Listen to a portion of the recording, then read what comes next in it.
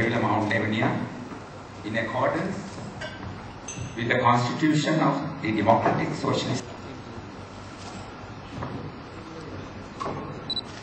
இணங்கப்பட்டுள்ளதுடன் உரிமையில் என்றும் நிறைவேற்றுவேன் என்றும் இதன் குடியரசு விசுவாசமுள்ளவனாக இருப்பேன் என்றும் எனது திறமைக்கும்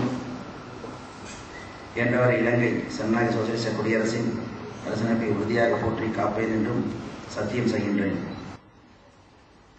நான் பணம் வாங்கிவிட்டேன்.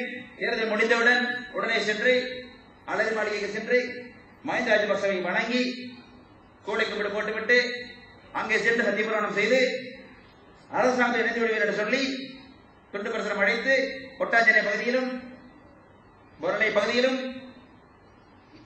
கொரோனா பகுதியிலும் விநியோகம் செய்தார்கள். இந்த காலகட்டத்தில் எல்லாம் தகவல் வந்தபடி சொன்னேன், பரவாயில்லை கவலைப்படாதீர்கள், இலவசமாக விளம்பரங்களை மனோகரத்தில் செய்கின்றார்கள் என்று சொன்னேன். அது நடந்தது. இன்று எங்கள் மீது சேரை அள்ளி வீசியவர்கள் எல்லாம் தங்கள் முகங்களிலே கரியை பூஜை கொண்டிருக்கின்றார்கள். அந்த கரி சும்மா கரி அல்ல, கரும்புள்ளி குத்தப்பட்டிருக்கின்றது. இந்த கரும்புள்ளி குத்தலிலே குத்திக் கொண்டவர்கள் பலரை பார்த்தால், ஒன்று எங்கள் கட்சியில் இருந்து மக்கள் ஆணையை பெற்று கட்சி தலைமைக்கும் கட்சிக்கும் வாக்களித்த மக்களுக்கும் கட்சி தொண்டர்களுக்கும் துரோகம் செய்துவிட்டு அரசாங்கம் தாவிய ஒரு தவளை அரசியல்வாதி முன்னணி வைத்தார். அதே போல இலங்கை தொழிலாளர் காங்கிரசில் இருந்து கடந்த சில வருடங்களுக்கு முன்னாலே ஐக்கிய தேசிய கட்சிக்கு தாவிய ஒரு தவளை அரசியல்வாதியை முன்னணி வைத்தார். இன்று இந்த நபர்கள் எல்லாம் ஐக்கிய தேசிய கட்சியிலும் ஆளுங்கட்சியிலும் போட்டியிட வைத்த வேட்பாளர்கள் எல்லாம் படுதோல்வி அடைந்து விட்டார்கள்.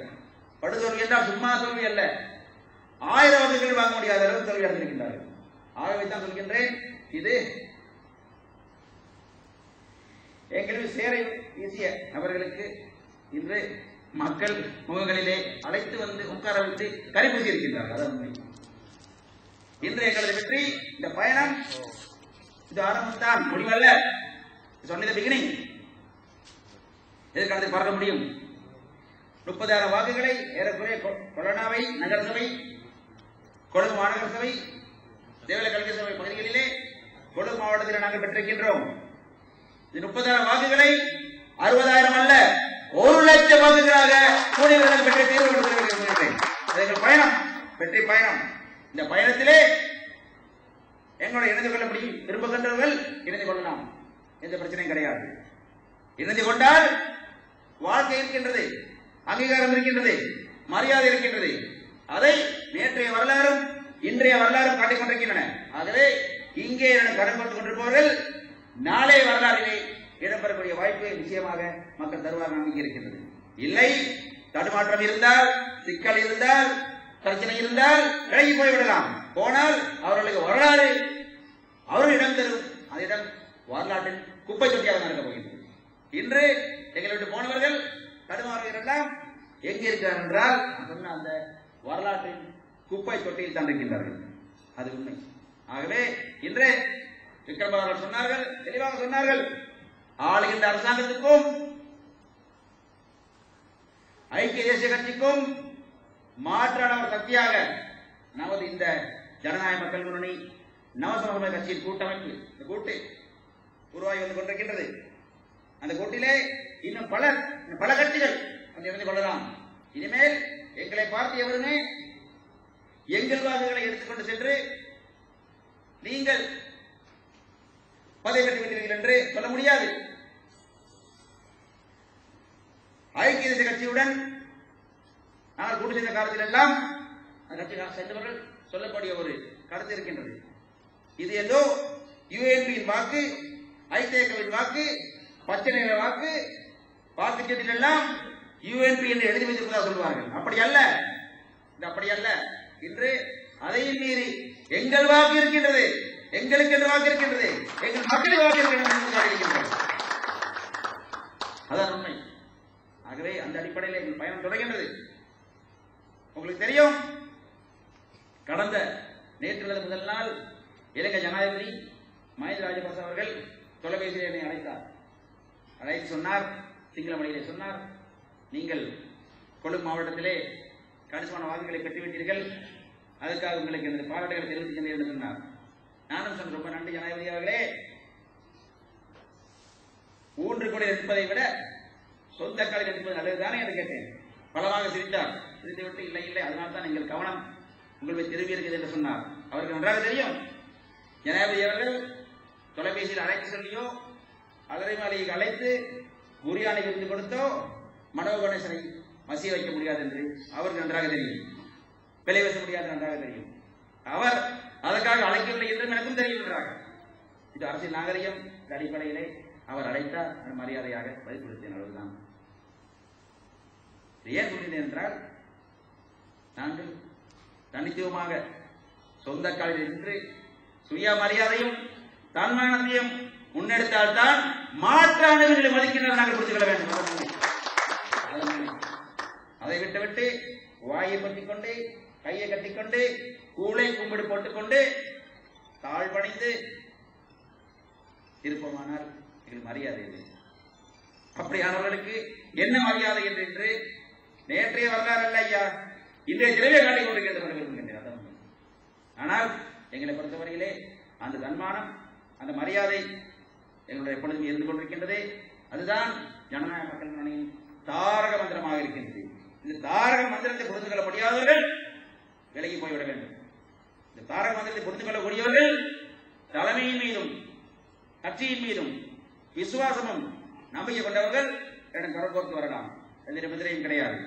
அந்த கரங்கோப்பு மூலமாக நிச்சயமாக நல்ல ஒரு எதிர்காலத்தை கட்சிக்கும் நம்மை நம்பியிருக்கும் மக்களுக்கும் எங்களுக்கும் ஏற்படுத்தி கொடுக்க வேண்டிய கடப்பாடு, ஏற்படுத்தப்பட வேண்டிய அந்த பயணம் நிச்சயமாக எங்களால் முன்பட்டு செல்லப்படும் என்று கூறிக்கொள்ள விரும்புகின்றேன்.